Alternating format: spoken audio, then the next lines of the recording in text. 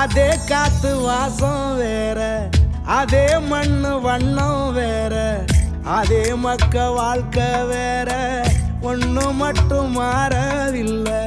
மத்த நாட்டு சுவையெல்லாமே ஒத்த வேலை உடைய போல, சுத்தமான நம்மூர் சுவையோ ஆத்தா தந்த உசுர போல.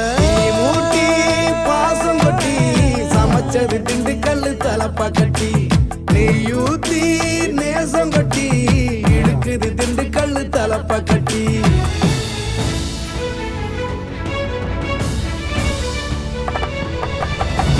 மூட்டி பாசம் கொட்டி சமைச்சது திண்டுக்கல் தலப்பா கட்டி, நெய்யூத்தி நேசம் கொட்டி படைச்சது திண்டுக்கல் தலப்பா கட்டி.